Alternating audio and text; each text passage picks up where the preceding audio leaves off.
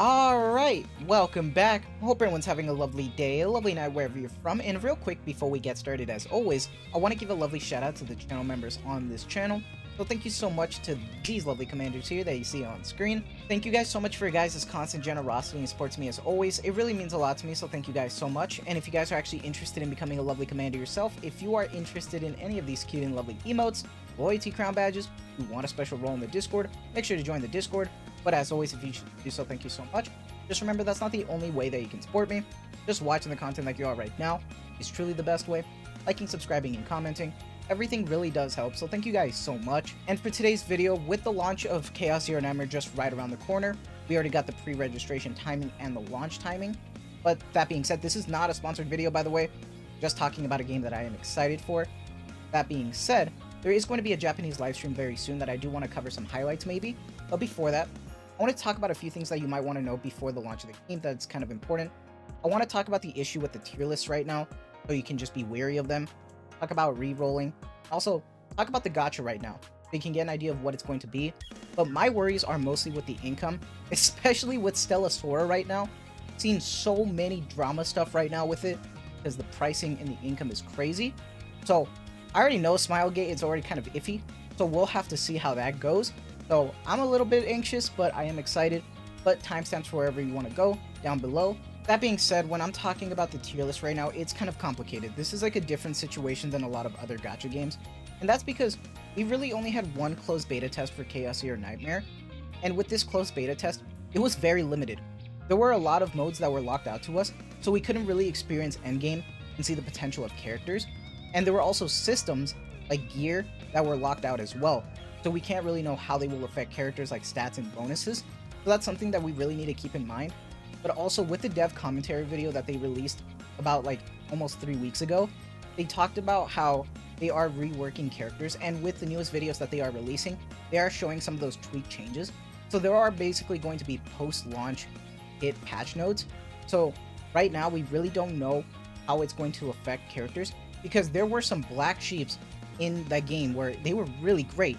And right now they still might be really good, but it kind of changes up the idea of tier lists and if it's even worth it or not. And if I scoot on over and put it on screen, Prydwen was talking about this as well. And I kind of respect them for it, because they felt like they can't publish this for all the reasons I mentioned as well. That they don't feel like they should be confidently doing a tier list right now. So they're going to be doing a post-launch tier list.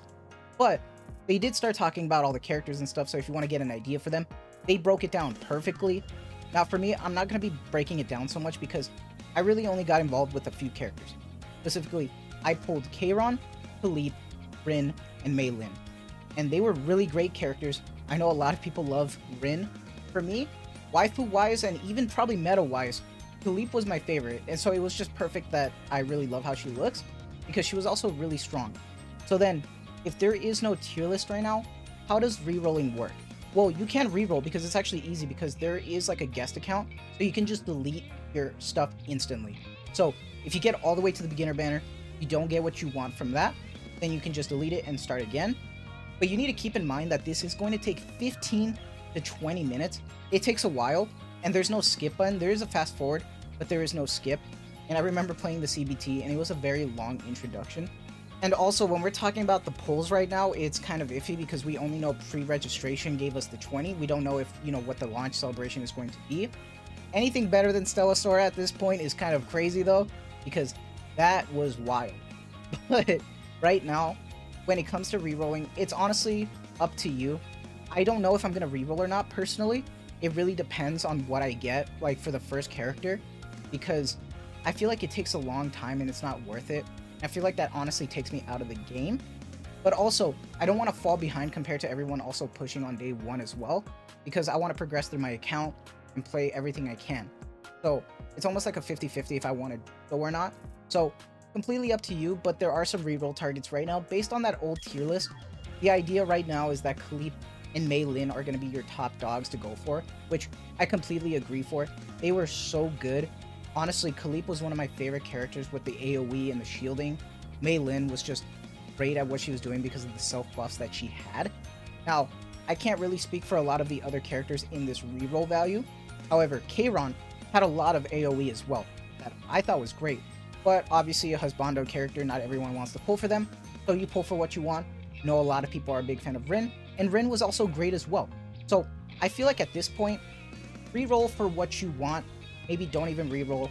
At this point, focus on the waifu aspect. Have fun with the game. If the meta aspect is what makes it fun for you, then go for it. I'm not telling you not to. Just play it the way you want to. But if you're done rerolling and now we have to deal with the official gacha, let's talk about it, because I remember there was a lot of issues with this. Now, if you're not a fan of 50/50s or anything like that, you're not going to be having fun with this game. This is not like a Nikke. This is not like Lost Sword. This is more akin to like Wuwa, one of these top dog games where they have like a 1% and a 50/50. Now, honestly, to me, 1% is actually better than a lot of the others, just especially coming from Girls Frontline 2, okay? So I'm already kind of scarred, so that's fine. I'm going to be playing this, but just keep that in mind. That is going to be the rates right now. And there are two types of currency. There are the rescue anchors, which you use on the standard banners and everything, and there are rescue amplifiers. Those are going to be used on rate up banners. So they are different, and to keep this in mind, when it comes to the amplifiers and everything, compare it to Nikke. So amplifiers would be your rainbow tickets, and then the anchors would be your blue tickets.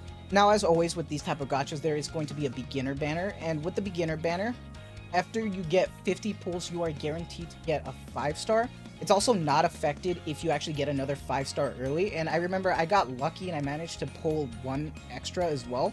So hopefully my CBT luck carries me over here, because Nikke is not treating me well.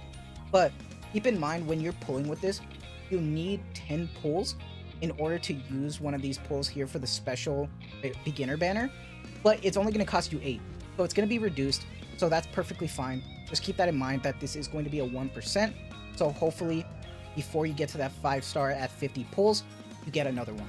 Now this is where it's really interesting when we're talking about the standard banner characters right here. So the way that it works is that after 70 pulls, you are going to be getting the 5-star.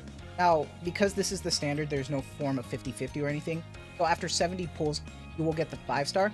But there is a soft pity that starts at 62, where after every pull, it goes up 4.5% until you hit that 5-star. So hopefully you can get it soon. You don't always have to go to the full 70. Now here's a point of contention that I want to talk about, and this is going to be the standard partners. Standard partner banners are going to be akin to your weapon banner. But there were some massive changes with this, because although this is going to be 70 pulls for a 5-star card or weapon, they actually got added to the shop. So the way that this is going to work is that every once a month, you are able to grab one of these using the dupe currency that you get from pulling characters. So it's going to take a while, but at least that is another option, and I appreciate that. My biggest concern is how often we're going to be able to get these, because it takes a lot of currency, because it also counts for the dupes as well that I'm going to talk about later for the rate ups. But most importantly, I want to talk about that income later, because that's the biggest question mark, especially coming after Stella Sora. Because with this rate up banner, we know that Haru is going to be our first rate up banner, I believe, and they just showed her off. She looks great. Definitely pulling. I'm a big sucker for that design. She looks amazing. So, big fan. But with this comes the 50/50. So with this, if you get unfortunately lucky and you don't hit that soft pity before the full 70, you are going to be having to deal with the 50/50, and if you lose it, you're going to just get an off banner, and then if you win it, you get the character. But here's something that I really appreciate that they changed from the dev commentary notes, is that all of these rate up characters will be added to the standard pool after their banner ends, and you will be able to grab 2 of their dupes from the shop afterwards as well using the dupe currency, but it's going to be expensive. But still, that's nice that they are going to make that a bit more accessible. And they're reworking on making dupes less intensive or needed. Whatever that means, we'll have to see at launch. But also, they did mention that there are going to be free dupes during the seasons or events. We're going to have to see how that works. Hopefully, that means it's going to be a lot more chill. You're going to not need to get as many dupes. We will have to see, because this is all just from the dev commentary. We're going to have to see how it is in practice, but I appreciate that nonetheless. The only exceptions to them not being added to the standard pool are going to be the collab characters, which to me is always going to be a given, and then it's also going to be seasonal characters.